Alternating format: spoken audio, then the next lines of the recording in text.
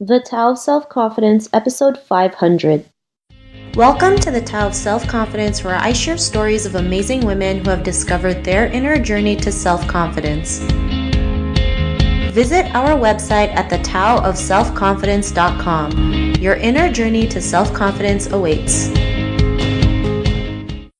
Before I start today's episode, I wanted to let you know that this will be the last episode for Season 3, and we'll have a brand new season, Season 4, starting September 3rd, 2018. I'm really grateful to have reached episode 500. It's been crazy but amazing, and I just wanted to thank you all for always tuning in to these amazing stories of women's stories to their journey to self-confidence. So keep listening and look forward to us for the new season on September 3rd, 2018.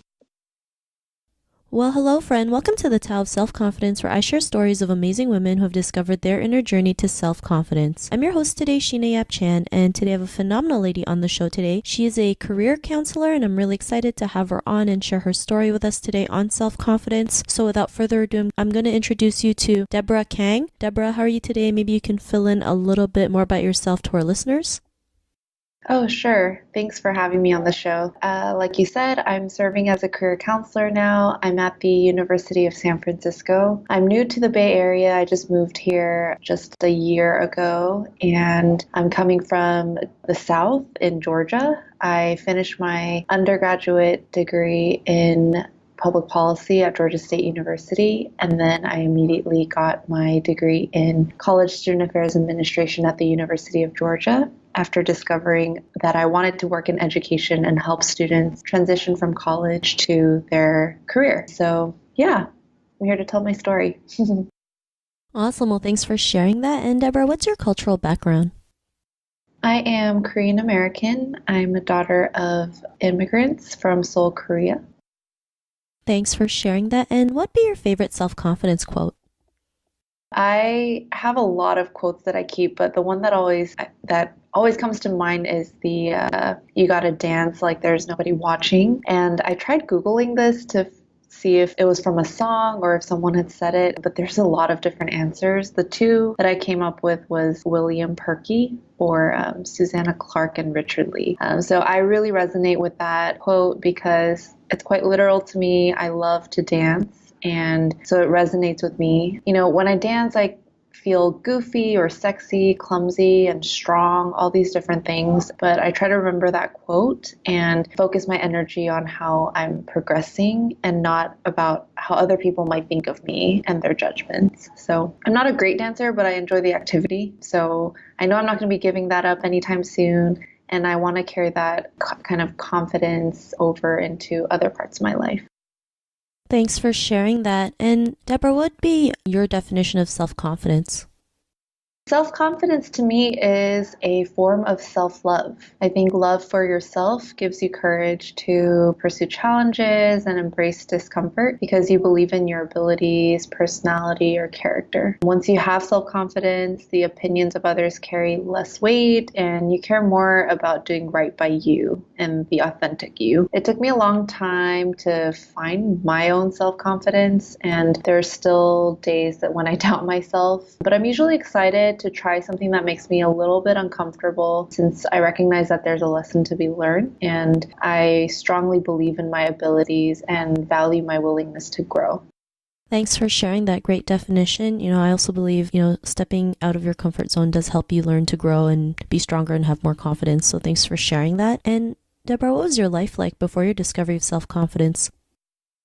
I was constantly comparing myself to others. I cared a lot about what they thought of me. And with the internet, I felt like the whole world was better than me or bigger, stronger, and smarter. Everything that I wasn't, or that's at least how I felt. And I used to obsess or even avoid those like 30 under 30 or 40 under 40 lists because it started feeling more like pressure than motivation. I spent a lot of energy stuck in like the comparison game, even when I was doing amazing things like getting a college degree despite being a first generation student, or while working 40 to 65 hours taking classes, or moving across the country, or applying to graduate school and getting admitted and making friends from like really diverse backgrounds. I was less focused on the great things I was doing. And lack of confidence took up time and energy that I really could have spent on learning more about myself or even serving others. Thanks for sharing that. And I think that's something we all can relate, the comparing game, especially as growing up as Asian kids or as Asian girls. Like, we're so great at comparing each other to, people on the magazine, like you mentioned, people who make it on top 30 under 30 lists, people on Instagram and Facebook, and we see them as like they're so perfect, and like then we shame ourselves to the point where it's like we feel so bad that we're not like them. And we don't have to be. We don't know what their story's like, we don't know what they've been through, and instead of comparing ourselves, we should actually celebrate it, because people have achieved something, and if it's possible for them, it's possible for us. And it was that point in your life when you realize you're more than enough to go out there and be the person that you are today, be confident, even if you're scared, take action. What was that aha moment? It was actually pretty recently when I started my job search, that it took me a long time to find self-confidence, I think because of my cultural background. I know my experience is different from a lot of other people, but just even as a child, I was, compared to my cousins or how my mother's friends' kids were doing, and that kind of comparison always stuck with me. So I did spend a lot more time being not so confident. So when I started my job search, by that point, I had read a lot of articles about people missing out on all these great experiences because they didn't feel confident about their job status or abilities or like their appearance in a physical sense. And then it hit me that, life is too short and too beautiful for that. We all have very unique experiences, perspectives, and bring our own sense of beauty into this world. And it sucks that we are missing out on moments of fun or opportunities to shine because of lack of confidence. So I reflected on all the great things that I had worked on and all that I have accomplished and obstacles I overcame with the help of course, like my friends and family and resources that I had access to. But, having had such a difficult college journey and all the hard work I had put into that, I didn't want to miss out on job opportunities or other amazing experiences because I was nervous or scared and I was writing myself off. So once I started that job search and practiced reflection on myself and started writing the dreaded resume and cover letters, I was able to really discover that I'm confident in my skills and abilities. Thanks for sharing that. And that's great. Even though that you were scared, like we're all scared when we first apply for a job or have a resume or start a business or, go after what we want to do. It's scary and to the point where it like stops us, holds us back. But, confidence is just doing the things that scare you. And once you kind of go over that fear, it's actually not as bad as you think. You like look back and you're like, what was I scared about? Right. But it's part of the process. It's part of how we, build our confidence. It's a learning process. It's something that we can relate with other people, which is great. And, because of your realizations, what's your life been like now?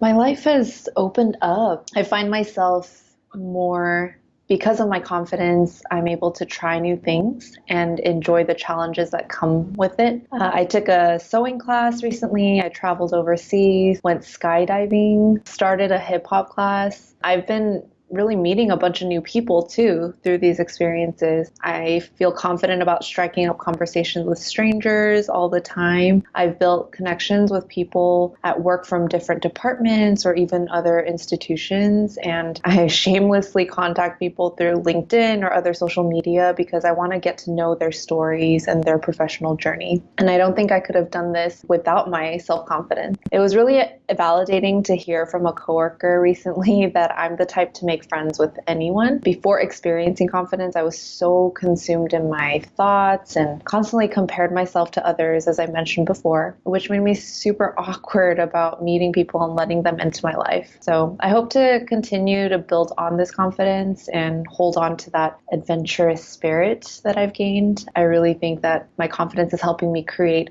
and live a more fuller life.